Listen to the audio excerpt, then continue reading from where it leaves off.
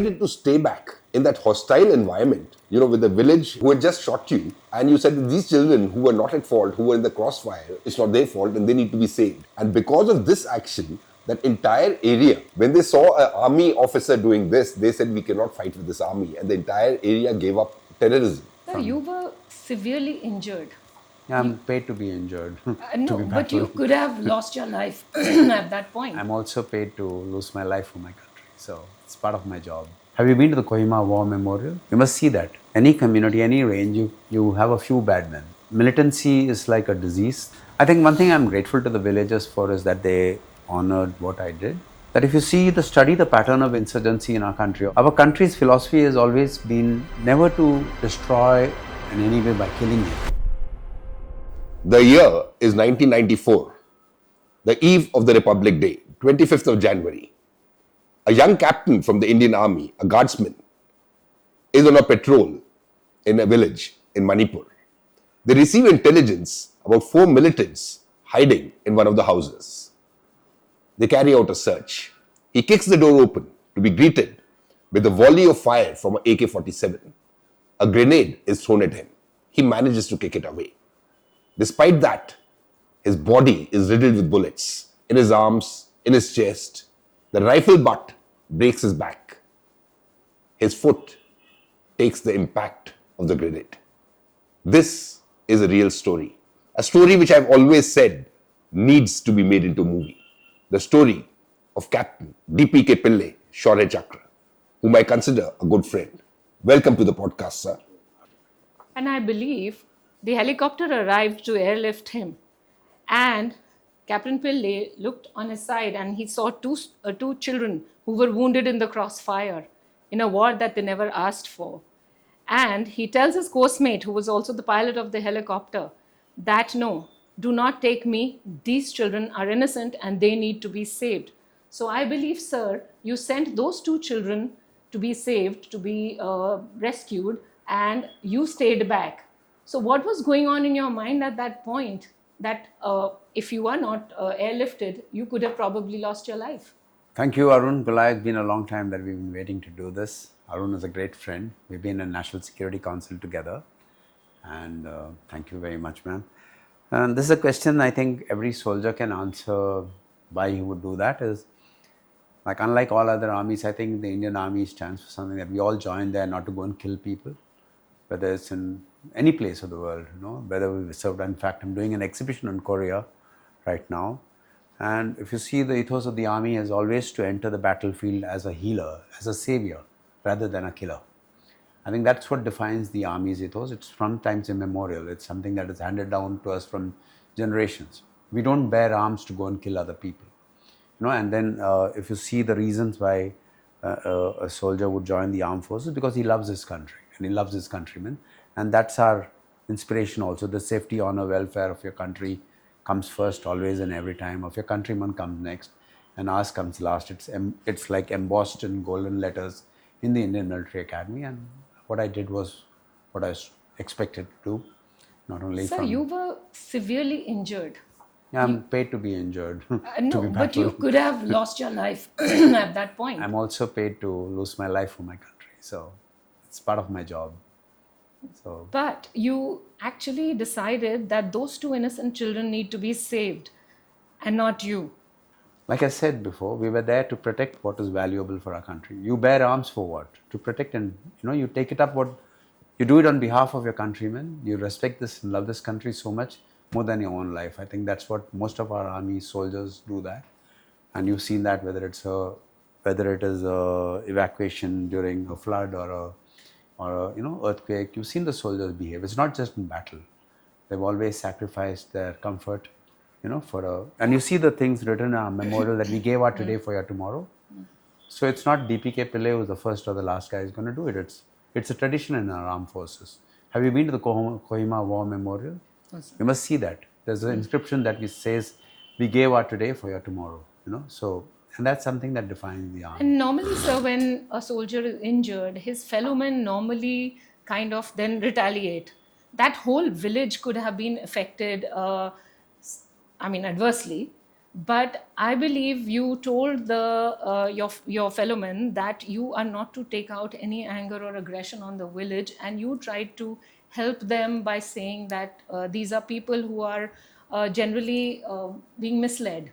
That's true. If you give me 100 men, I can bring whole of Delhi under my writ with weapons, So you've seen Bombay, it was under the underworld. So what happens? All Bombayites, like when it was if you see any community, any range, you have a few bad men. Just a few men govern. There's an underworld, So do you blame all the city dwellers as, they so it's like militancy is like a disease that, and you treat them as victims. You don't treat them as perpetrators. You must understand. At any given point, if you can target, it's like you should go surgically for the problem, for the tumor, remove the tumor that is there, that's causing the problem. So I think when we went and we got the militants, we got the insurgents, the problem was solved. If I enter your house with a weapon, you think you'd stand up and you're capable of fighting if you're unarmed? You can't. So you can't really blame them. So it's very important for us to understand who do we identify as the enemy. That ability to identify your targets and to segregate them, it's very, very important. So these are very noble thoughts, but not everybody thinks like you, because you transformed that village later on. I've got to know that, they gave up militancy. The number of these incidents reduced literally to zero. And you set up so much for that village that they literally adopted you. They gave you their name. They call you Pillai Pemmai. Yeah, they do. It's like, I think one thing I'm grateful to the villagers for is that they honored what I did and they remembered that with gratitude. Gratitude is a great virtue that we all must have. And secondly, I also want to say something that if you study the pattern of insurgency in our country, or our country's philosophy has always been never to destroy in any way by killing him. Our aim has been to mainstream our opposition. It's from times immemorial. It's not something which is there. We would rather see our people be part of the greater idea that is India. There's a very inclusive and so you find former militants becoming chief ministers. You've heard of Lal Denga. He was one of the fiercest underground leaders. He became chief minister of Mizoram. Zoramangthang, who was the chief minister before him, was an underground leader. So what does this country show you? It's like we'd like to mainstream our opposition. There's a better idea. We want you. It's not like when you had this attack in the school in Pakistan, the army public school was attacked. And the next day you heard that 100 militants have been destroyed, have been killed, as if they had all their involved in the thing. It's not. Our idea is you see the Maoist insurgency that has been existing, and today a Home Minister declared our country insurgency, Mao, left-wing extremism free. And what did it involve? It didn't involve going and killing everyone. What did it involve? It involved mainstreaming them to the idea of India, an idea of India which all of us share. And that's something that is there, that reflects in the army's ethos, it reflects in our administration, it reflects in our politicians, and it is something that is very uniquely Indian. There's a very Indian way of doing things in the world. And that's why I'm again asking you to come and visit my exhibition in the IIC. We will, sir, for sure. Sir, what I find most fascinating about your story is not so much, you covered what the Indian Army is all about. And it's not only about, the army ethos and the gallantry. You got the Shaurya Chakra for your act there. But what I find the most fascinating is the human interest angle. You were there by yourself. The helicopter pilot was your coastmate. And the helicopter could not have taken both you, the children, and along with their mothers, because they were small children after all. And you decided that you will stay back in that village where you'd just been shot. How many bullets, sir? I got 4 in my 3, a burst plus 1. Then I got a grenade blast. And you decided to stay back in that hostile environment, with the village who had just shot you.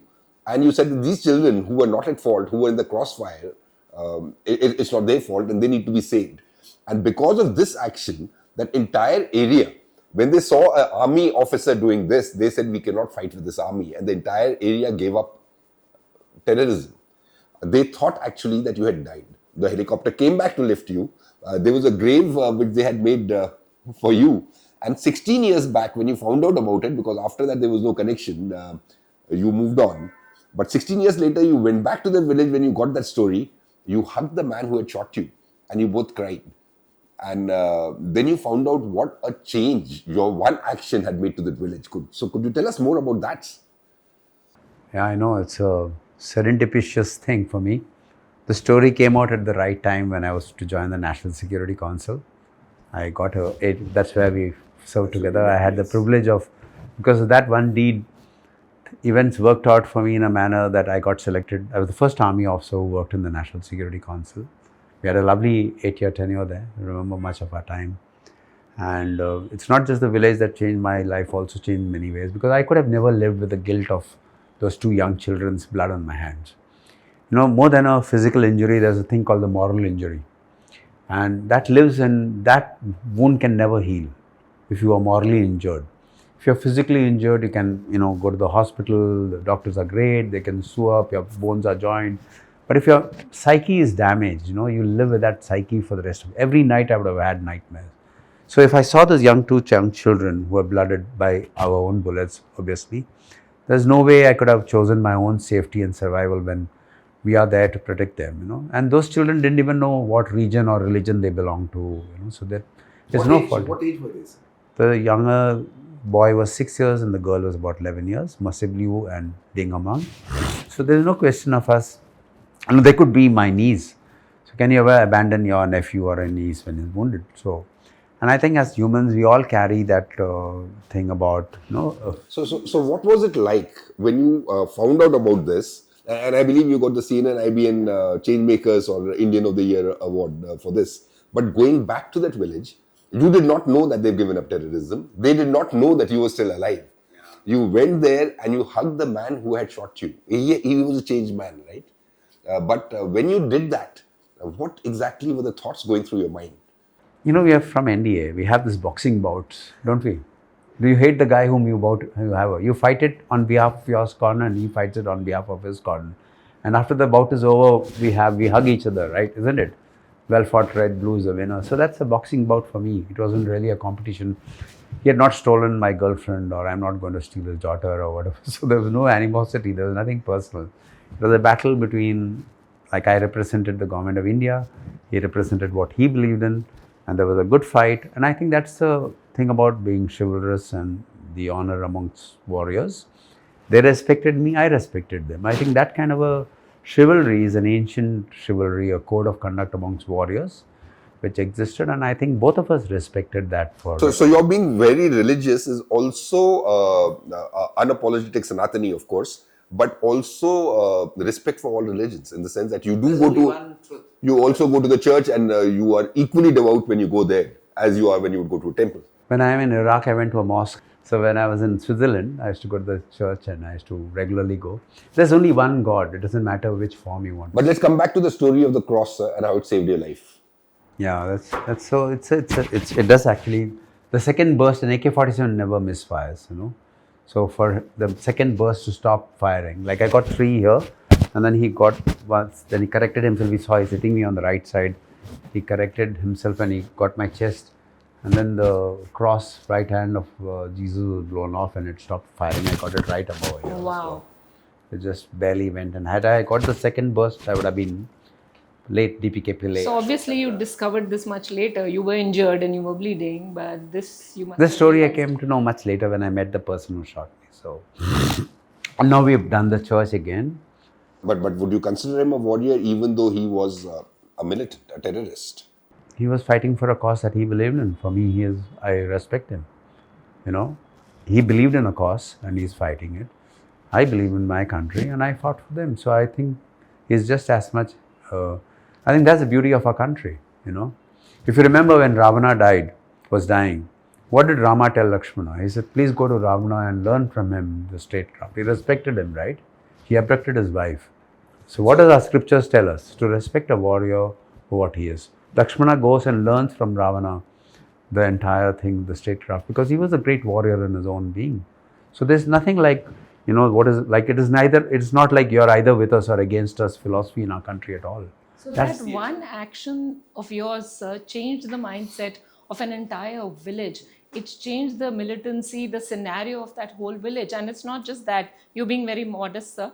I believe you were instrumental in getting roads built. You were instrumental in training all the women of that village for nursing and careers, which they had never been exposed to before. All they knew was being, in that little village and following, being misled by people literally. But now there was education, there were jobs, there was communication, and a lot that happened because of you. Orchards. I think it's, there's I don't know whether you read Alchemist by Paulo Coelho. When you want something very badly, the world conspires with you. So for me, it was just that when I told like Dr. Devi Shetty that I want to train, because I feel very bad that the people from the northeast part of our country are treated very badly in much of our mainland. They're very gentle, very cultured, very sophisticated people. It's a very advanced society, and the way we treat them in our thing. So, and we see them as something which we shouldn't see them. They are human, they are talented. So when I told Dr. Devi Shetty, he said he's going to train them as nurses, and they are one of the best nurses. In fact, they're doing very well. And then similarly, Mr. G.K. Pillay was the Home Secretary, and the villager, Mr. Natanbo, had come here, and then we met him when he was the Home Secretary. And Mr. Shambhu Singh, who was, like I told you, things just conspired for me. The DC of Tamenglong at the time when I got shot was now the Joint Secretary Northeast. So it is not me. There's a bigger power above who pulls the strings, and we are just actors in that. We fulfill the role. I just went there. Again, you're being very modest. No, it's what are the chances of me finding the DC of Tamenglong as a Joint Secretary Northeast?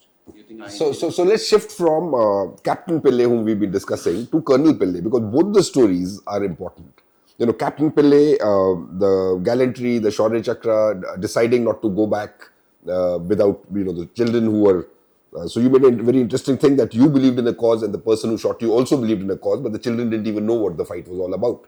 So we'll keep that aside. But having found out that that village has given up terrorism, they're trying to come into the mainstream, and there have been problems. So starting from what ma'am mentioned about the construction of the road, getting the girls from there trained as nurses, to the oranges and the trucks were there for the orchards so that the produce could be sent. So actually speaking, I think it was, you mentioned a higher power, but you adopting the village and the village adopting you as well. The village, the people took you as one of their own, and you always considered them as your own, I would say. So can you talk about that part, 2010 to 2014? I must tell you this. I have a picture of me. In 1958, it used to be called Naga Hills. My father was in 2nd Guards. And I went to Hisar, 2nd Guards. You were in which guards, sir? 4 Guards. 4 Guards.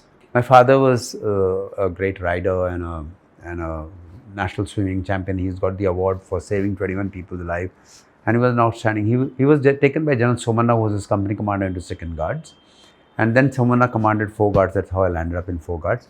But in 1958, 2nd Guards was deployed in Tamenglong area. And in January 1958 or sometime, there was an encounter in the same village. And I have the paper with me when I discovered there. And I went to the thing that in Pabram village, they had an encounter.